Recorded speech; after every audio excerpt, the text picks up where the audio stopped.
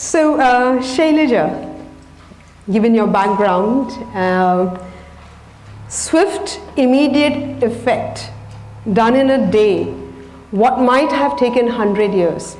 So while Belu brought the example of the mother demonstrating the power of that one action that allowed for the resolution of the samskaras for that person or that sadhaka, in your own work as a filmmaker and working with different themes, and what are some of the witnesses, that examples that you may have from a historical perspective or from a live living experiential purpose of that, where that this effect can be swift and immediate and it is in the here and the now, and or it could have taken 100 years. So one is, what is this line bringing available as a gift that we could be present to?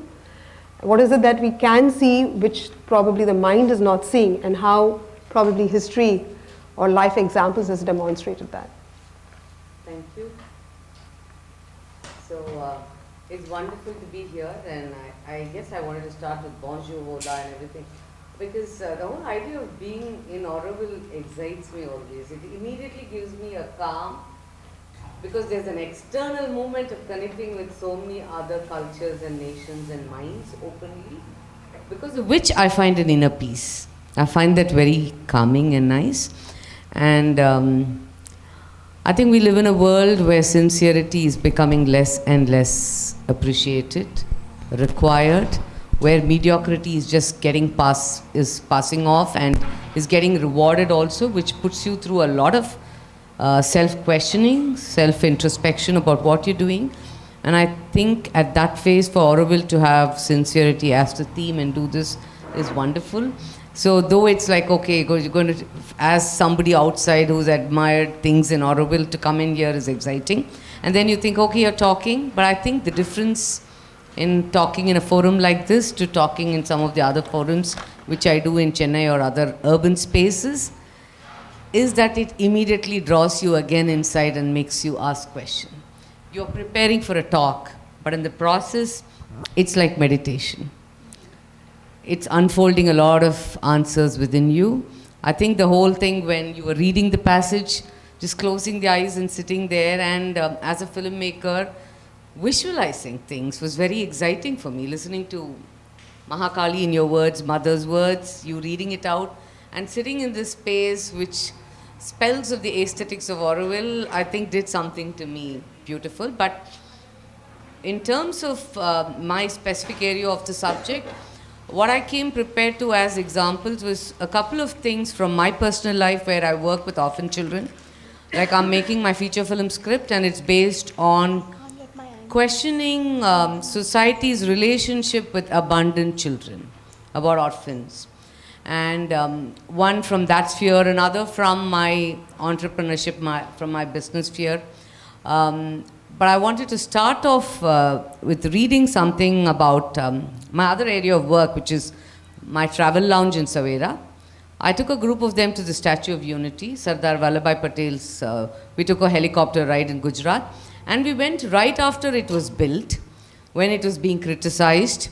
I come from Tamil media, which has a whole lot of people who are very anti-central government now.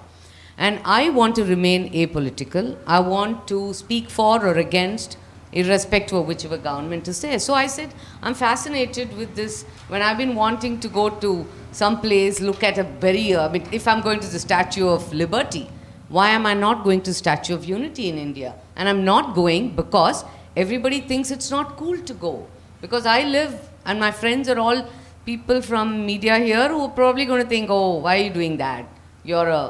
So I think constantly to be sincere to yourself and break free of these influences of peer pressure was interesting. So when I went there, that was the first time I really got to understand what Sardar Vallabhbhai Patel had done for the unification of princely states. And I thought that was an act of Mahakali. So this morning while talking about it, I just wanted to take that to the audience, some of whom may not be aware of this. Because Patel was not one of those leaders we constantly spoke about. Probably one line here in our history books we knew about who he was. So Sardar Vallabhbhai Patel, the first Home Minister of independent India, played a historic role in the negotiation with the rulers of the princely states firmly but diplomatically, and brought most of them into the Indian Union. It was his success in integrating about 565 princely states after independence that got him the title of Iron Man.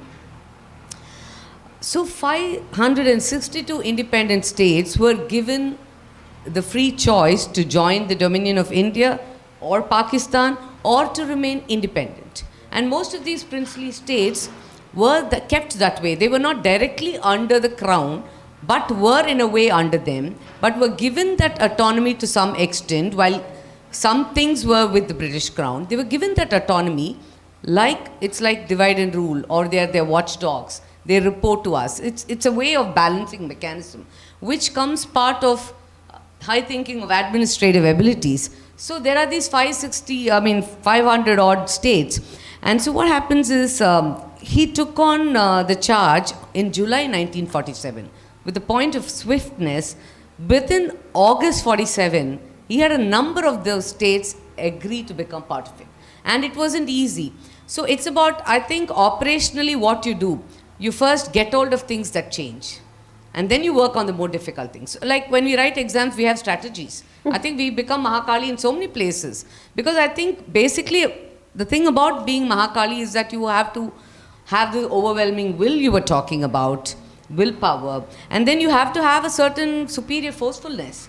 But all this will work only when there is knowledge and strength of vision and conviction, passion, because of which the swiftness will come, wherein you can actualize thoughts. I think that's the essence of Mahakali for me.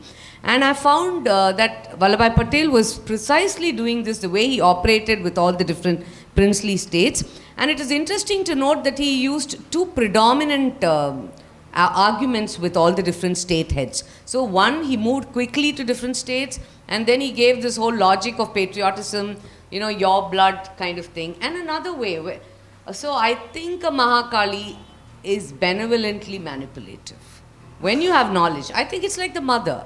I'm a mother of two children, 30 and 25. I've seen them grow. And in this world which is getting digitized and changing so much, I know how much you play. I mean, the simple thing of when you feed a child. I remember feeding my child, breastfeeding. And at one point, my little infant bit me. And I gave it one tap because it hurt me. I know it sounds so unkind, but not that it really hurt the child, but that little thing. So you're reaching to that impulsive thing where the child knows, okay, if I bite, it's not good. And this whole fact that I can say this in front of this audience, to find the strength as a woman from Tamil Nadu, Tamil Pomble, you have to live within these norms. To come and say this, to touch myself here and say that, I think takes courage, and that's the strength I have found. And I find that strength in a large national level, which I became very proud of only as an adult. So he used patriotism, and another one was that he manipulated, I would say manipulation, though it's a negative word, that he said there was some princely amount they got. If they became part of the union, they got some perks. So it's about knowing the reward system. So I see Shakti there.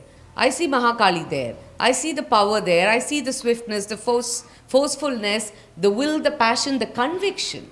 Because many times we lack the conviction to do what we know something, we've gathered the data, we're determined, but I'm going to be worried because if I say something, is he going to dislike me? That's going to shake my conviction. I want to be accepted. Typically as a woman from India, from Tamil Nadu, coming from a middle class, upper middle class, where you want to get everyone's approval, that has been one of my biggest battles. And I think as a political leader, to find your voice, to find your conviction and work for it, because one part of the world is going to clap for you. The other part is there is going to be suffering. There is going to be scourge. You are going to suffer. People are not going to look at you the way you want all of them to look at you. So I think that was a big act in the national level. And I would talk about a probation officer called, let me call her Kala. Let me call her K. Okay, she's a probation officer I worked with who works with juvenile children. And we had a case of a 14-year-old sex worker who had undergone some.